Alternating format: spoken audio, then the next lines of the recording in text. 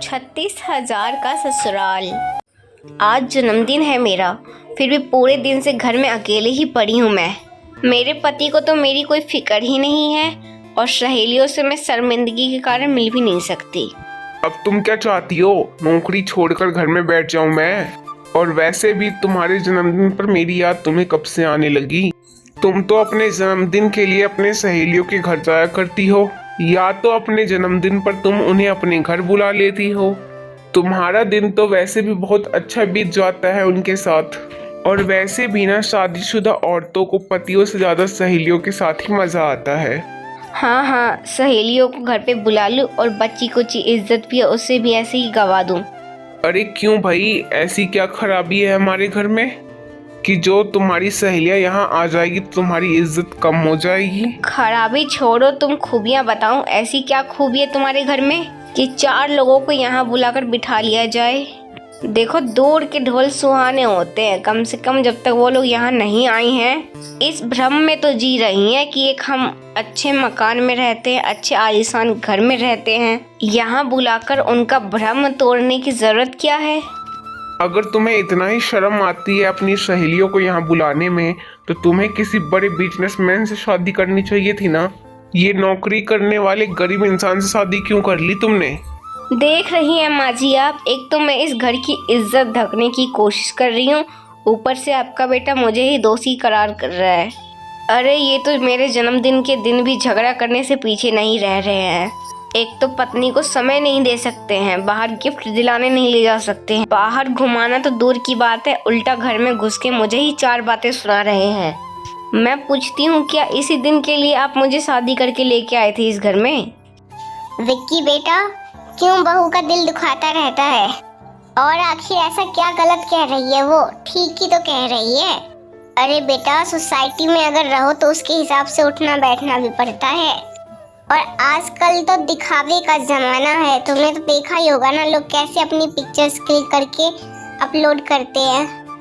ऐसा करने से कोई उनकी शक्ल थोड़ी ना बदल जाती है। लेकिन बेटा, आजकल तो ट्रेंड है हर चीज को चमका कर दिखाने का। पता नहीं, मुझे समझ नहीं आता, आप मेरी मम्मी हो या इसकी? दुनिया की कौन सी ऐसी सास होगी जो अपनी बहू का गलत चीजों में साथ दे, और आप हो कि जब देखो बहू के हाँ में हाँ मिलाती रहती हो। कभी अपने बेटे की तरफ भी देख लिया करो मम्मी। देख बेटा, बहू बिल्कुल सही कह रही है, बल्कि मैं तो खुद कई दिन से तुझसे बात कहना चाह रही थी कि आखिर कब तक इस 2 कमरे के मकान में हम यूं ही रहते रहेंगे। अरे कोई मेहमान आ जाता है तो हमें यूं मुंह छुपाना पड़ता है। अरे बेटा, किसी ढंग के सोसाइटी में कोई मकान क्यों नहीं ले लेता? अच्छी सोसाइटी में रहो तो बच्चों के ऊपर भी असर अच्छा पड़ता है। माँ, इस सोसाइटी में रहना मेरा शौक नहीं, मेरी मजबूरी है। भाई, अपना मकान है, यहाँ चैन से हम रह रहे हैं, यहाँ खुद का हमारा मकान है, कोई चिक चिक नहीं है। और आप क्या चाहती है, हमारे सर से छत भी चली जाए? अरे बेटा, मैं तुझे ये बेचने के लिए नहीं कह रही हूँ। हम अपना मकान किराए पर लगा देते हैं और अपने लिए किसी अच्छे से जगह पे अच्छी सोसाइटी में किराए पर मकान ले लेते हैं। अरे भाई, किसी अच्छे सोसाइटी में रहेंगे तो हमें ऐसे यूं मुंह ना छुपाना पड़ेगा, हम भी रिश्तेदारों को सीना ठोक कर बुलाएंगे। विक्की अपने बजट के हिसाब से माँ और अपनी पत्नी को समझाने की बहुत कोशिश करता है, लेकिन उन दोनों के सामने उसकी एक नहीं चलती। माँ और बीबी के कहने पर अंत में विक्की माँ की बात सुनकर अपना मकान किराए पर देने के लिए तैयार हो जाता है और अपने रहने के लिए एक बड़े से सोसाइटी में एक मकान किराए पर ले लेता है। ये लो, कर लो बात। हमारा मकान 11,000 किराए पर चढ़ा हुआ है, और इस सोसाइटी के मकान का कितना किराया है आप जानती हैं आप? अरे बेटा, क्या जीवन भर पैसा पैसा करता रहता है? अंतर भी तो देख, हमारे सोसाइटी और इस सोसाइटी में कितना अंतर है। अंतर तो है माँ, जमीन और आसमान का फर्क है पैसों में भी। उस मकान का किराया 11,000 है और इस सोसाइटी में मकान का किराया 36,000। समझ रही हो 36,000 कितनी बड़ी रकम होती है? अरे बेटा, अच्छे घर में रहने की थोड़ी कीमत तो देनी पड़ती है। तो चिंता मत कर, सब मैनेज हो जाएगा। मेरा बेटा कोई किसी से कम थोड़ी ना है। विक्की अपने परिवार के साथ मकान में आकर रहने तो लगा था, लेकिन इस हाई फाई सोसाइटी में रहते रहते वह कभी भी अपने आप को कंफर्टेबल नहीं समझ पाया। एक दिन, ममता, कौन से स्कूल में एडमिशन करवाया है तुमने अपने बच्चों का? मेरे दोनों बच्चे तो सिटी कॉन्वेंट में जाते हैं, और आपके बच्चे? क्या कहा? City convent? अच्छा, जाने तो तुमने तो नाम भी नहीं सुना होगा। अरे भाई, ऐसा भी क्या है जो मैंने नाम नहीं सुना होगा? शहर के सारे स्कूलों, नाम, एड्रेस सब पता है मुझे। ओह अच्छा, मुझे लगा तुम्हें शहर के अच्छे स्कूलों के नाम नहीं पता होंगे, इसलिए तुमने अपने बच्चों का एडमिशन ऐसे छोटे गरीबों स्कूलों में करवा रखे हैं। नहीं, ऐसी बात नहीं है। वो मिड स्पेस में स्कूल में एडमिशन नहीं मिल रहा था ना, इसलिए टेम्परेरी में उस स्कूल में एडमिशन करवा दिया था हमने, वरना मैंने तो सोच रखा है दोनों का जयपुरिया इंटरनेशनल स्कूल में ही एडमिशन करवाना है। अंदर आकर देख लिया माँ जी, पड़ोसन ने आकर खड़े खड़े मेरी बेइज्जती कर दी। कह रही थी इतनी घटिया और सस्ती स्कूल में अपने बच्चे को क्यों पढ़ा रही हो। अरे क्या जवाब दे उन्हें कि हमारा पति तो इस घटिया स्कूल के फीस देने में भी नाकामयाब है। अरे भाई, बच्चों का भविष्य ही नहीं बना सकते हैं तो क्या फ़ायदा है ऐसी कमाई का। मैं बता रही हूँ माँ जी, दोनों बच्चों का किसी ढंग से स्कूल में एडमिशन करवा दीजिए, वरना कल से मैं तो बच्चों को ले आने और छोड़ने नहीं जाऊँगी स्कूल। कॉलोनी में मेरी भी कुछ इज्जत है, 4 लोग देखते तो मेरे बेइज्जती करते हैं कि हम अपने बच्चों को ऐसे स्कूल में पढ़ा रहे हैं। अरे चिंता मत कर, शाम को विक्की आएगा ना तो मैं उससे बात करूंगी। देख लेना, बच्चों की बात आएगी तो तुरंत हाँ कर देगा। शाम के टाइम विक्की की माँ विक्की से बच्चों का एडमिशन की बात करती है। हमेशा की तरह विक्की इस बार भी विक्की के ना कहने का किसी पर कोई असर नहीं पड़ता है, इसीलिए पिछले 4 सालों से उनके बच्चे जिस स्कूल में पढ़ रहे थे उसमें नाम कटवाने के बाद इसलिए शहर के सबसे बड़े जाने माने स्कूल में उनका एडमिशन करवा ही दिया गया। मम्मी पापा, आपको क्या जरूरत थी मेरा स्कूल बदलवाने की? अरे मुझे नहीं पसंद ये नया स्कूल, सब बच्चे सब के सब अकड़ी दिखाते रहते हैं यहाँ तो। कोई मेरी मदद नहीं करना चाहता, कोई मेरा दोस्त भी नहीं बनना चाहता। अरे बेटा, अभी तेरा नया एडमिशन हुआ है ना, इसलिए तुझे ऐसा लग रहा है। कुछ दिन में तो बिल्कुल अच्छे से इस स्कूल में एडजस्ट हो जाएगा, फिर तुझे पता भी नहीं लगेगा कि तूने स्कूल चेंज किया है। बड़ा बेटा रोज स्कूल से आकर माँ और अपनी दादी को कुछ न कुछ बोलता रहता, लेकिन माँ और दादी को कोई फर्क नहीं पड़ता। देखिए, आज से ना आप गाड़ी से जाना शुरू कर दीजिए। मुझे ना ये रोज का जो गाड़ी में धक्का मार मार के जो ले जाते हो ना, मुझे ये बिल्कुल पसंद नहीं। अरे कॉलोनी में हमारी कोई इज्जत है कि नहीं? देख रहे हो सामने गुप्ता जी को, उनके पास 20 लाख की गाड़ी है और कहाँ आपके पास 5 लाख की गाड़ी है, वो भी ढंग से समय पर स्टार्ट नहीं होती है। ऐसी गाड़ी होने से अच्छा है कि ना हो। अच्छा जी, अभी तक तो कुछ महीने तक तुम इसी गाड़ी में अपना सीना फुलाकर बैठती थी और अब ये अचानक से खटारा हो गई। देखो, मुझसे ना बेकार की बातें मत किया करो, मुझे जो कहना था मैंने वो कह दिया। या तो कल से अपने लिए नई कार का बंदोबस्त कर लो या तो टैक्सी से आना जाना शुरू कर दो। मुझे ये खटारा गाड़ी अपने घर के सामने भी नजर नहीं आनी चाहिए। कबाड़ी वाले को तो कम से कम 2-4 हज़ार रुपए मिले। अरे बेटा, तू घर से बाहर जब निकलता है तो क्या आंखों पे पट्टी बांध लेता है? तुझे दिखाई नहीं देता? कॉलोनी में रहने वाले के पास कितनी बड़ी बड़ी लंबी लंबी आलीशान गाड़ियां हैं और ये तेरी एक नास पीटी खटारा गाड़ी। जब तक सारे मोहल्लों को पता ना लग जाए कि ये महारानी सड़क पे जा रही हैं, तब तक मजाल है कि ये स्टार्ट हो जाए। अगले दिन ये सेकंड हैंड कार खरीदने वाले लोग हैं।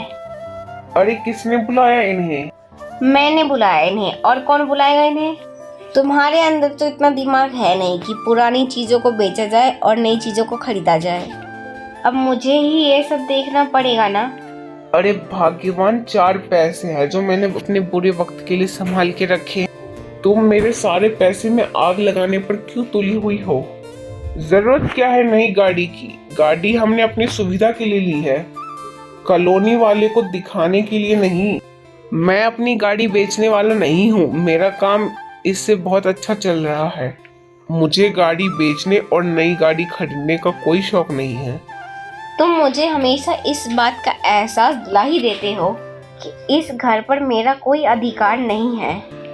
अगर इस घर के सारे फैसले तुम्हें ही लेने हैं तो मैं इस घर में हूँ ही क्यों?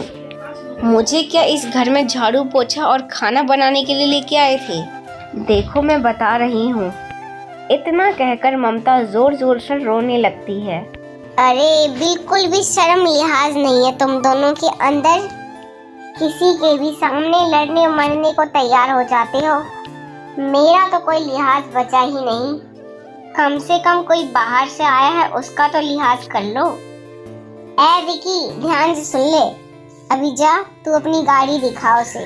ये कुत्ते बिल्लियों की लड़ाई वाला ना झगड़ा तुम उन लोग के जाने के बाद करना। माँ की बात सुनकर विकी गाड़ी देखने वाले आए लोगों को अपनी गाड़ी दिखा देता है। खरीदारों के जाने के बाद विकी तेरी ना आदत ही खराब हो गई है। तूने तो कसम खा रखी है, बहू की बात तो तुझे माननी नहीं है। अरे क्या गलत कह रही है वो? नई गाड़ी खरीदेगा तो उसमें बैठ के तो ऑफिस तू ही जाएगा ना। वो बेचारी तो महीने 2 महीने में कभी कभार एक बार बैठती है गाड़ी में। आप लोगों को तो ऐसा लगता है ना कि पैसे पेड़ पे लगते हैं। मैं उस पैसों के बगीचे में जाता हूँ और उस पेड़ से पैसे तोड़ कर ले आता हूँ। अरे भाई, बहुत मेहनत लगती है 4 पैसे कमाने में।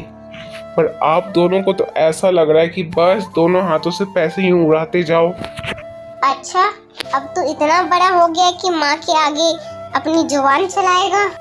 मैं कहती हूँ अब छोड़ इस खटारे का पीछा और बहू की पसंद की एक बढ़िया सी गाड़ी लिया।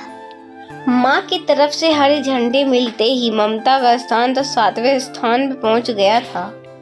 3 दिन तक इंतजार करने के बाद आखिरकार विकी दोनों सास बहू के सामने हथियार टाल ही देता है और जल्द ही उनके घर में खटारी कार की जगह महंगी कार नजर आने लगती है। कैसे आदमी से शादी हो गई है मेरी? अरे कभी इनके मुंह से तारीफ के 2 बूंद नहीं निकलते। अरे शुक्रिया करो मेरा, मैंने आपकी सोसाइटी में आपका स्थान ऊपर कर दिया, वरना अपनी खटारा कार में बैठ के जाते थे और साथ साथ मेरी भी नाक कटवाते थे। अब देखो, अब लगता है कि कोई आदमी निकल रहा है कॉलोनी से। हाँ, अभी तुम लोग को समझ में थोड़ी ना आएगा। जब कुछ दिनों बाद हाथ में कटोरा लेके मंदिर के बाहर बैठना पड़ेगा ना, तब लड़ोगी तुम लोग सास बहू। अभी तो करो तुम दोनों अपनी मनमानी। अरे बहू, तैयार होगी कि नहीं? मैं तो कब से तैयार हूँ माँ जी। मुझे पता है आप मिसेस यहाँ के यहाँ जाने की बात कर रही हैं ना।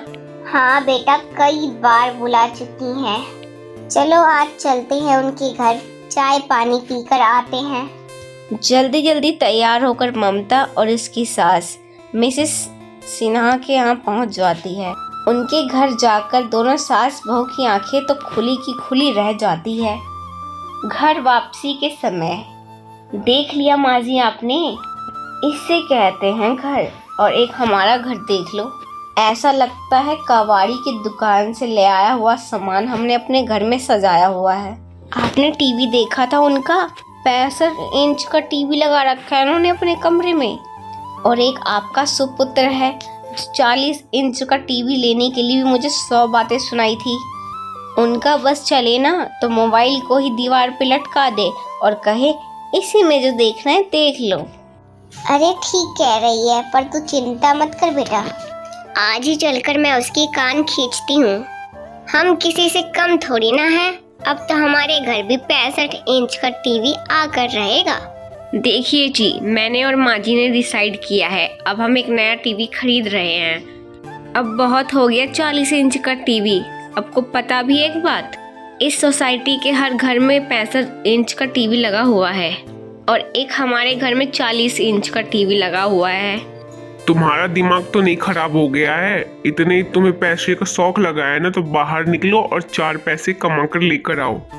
तुम्हारे हाई फाई खर्चे अफोर्ड नहीं कर सकता मैं। पति की सैलरी कितनी है ये भी जानती हो या सिर्फ फरमाइशी करनी आती है तुम्हें? अरे हाँ हाँ पता है, तू ऐसे ही ड्रामा करने वाला था, हमें पहले से ही पता है। इसलिए हमने पहले से ही मन बना लिया है कि एमआई पर हम टीवी लेने वाले हैं। तुझसे एक मुफ्त पैसा कोई मांग भी नहीं रहा, बस हर महीने 4000 की किस्त बनेगी, उसे भरते रहना। जब से इस नई सोसाइटी में आए थे, दोनों सास पतोह ने विक्की का जीना मुश्किल कर रखा था। पहले दोनों बच्चों के स्कूल चेंज करवाए, फिर घर के पर्दे, गाड़ी, टीवी, फ्रिज, किचन के लिए नया माइक्रोवेव, पता नहीं क्या क्या दोनों सास बहू ने ऑर्डर कर रखा था। जब भी विक्की पैसे ना होने की बात करता, दोनों सास पतोह सामान को EMI पर लेने की बात कर देते और दोनों मिलकर फट से सामान घर पर मंगवा लेती। कुछ दिन बाद, क्या बात है आजकल आप ऑफिस से बड़ा ही लेट आने लगे हो? पहले तो आप 6:30 बजे तक घर पर आ जाते थे और अब देख रही हूँ 11 बज जा रहे हैं और आपका कोई अता ही पता नहीं रहता। वैसे भी तुम्हें मुझसे मतलब ही क्या है? तुम दोनों सास पतोह को नई सोसाइटी में स्टैंडर्ड बनने से फुर्सत मिले तब तुम लोग मेरे बारे में सोचोगे ना।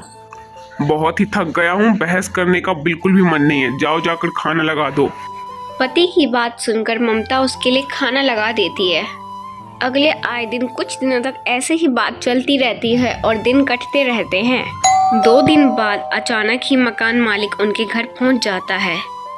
अरे भाई, 3 महीने हो गए रिमाइंडर देते हुए, अब तो आपके बेटे ने मेरा फोन उठाना भी बंद कर दिया।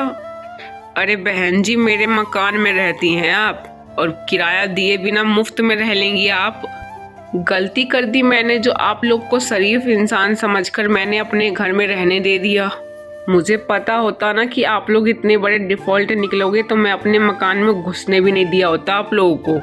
अरे भाई साहब, कैसी बात कर रहे हैं आप? हम वाकई ही शरीफ लोग हैं। पता नहीं ऐसा कैसे हो गया, मेरे बेटे ने किराया नहीं दिया। जरूर भूल गया होगा। अरे बहुत ही मेहनती और ईमानदार बच्चा है वो। प्लीज उसके बारे में ऐसे अनाप शनाप बातें मत कीजिए आप। और हाँ, देख लिया आपके बेटे की शराफत भी और आप लोगों का भी। इतनी बड़ी गाड़ी खड़ी कर रखी है और किराए भरने की औकात नहीं है। चले आते हैं किराए पर मकान लेने। देखिए, आखिरी वार्निंग देता हूँ मैं आप सभी को, अगर 1 हफ्ते के अंदर मुझे किराया नहीं मिला तो अगली बार मैं पुलिस के साथ आऊँगा।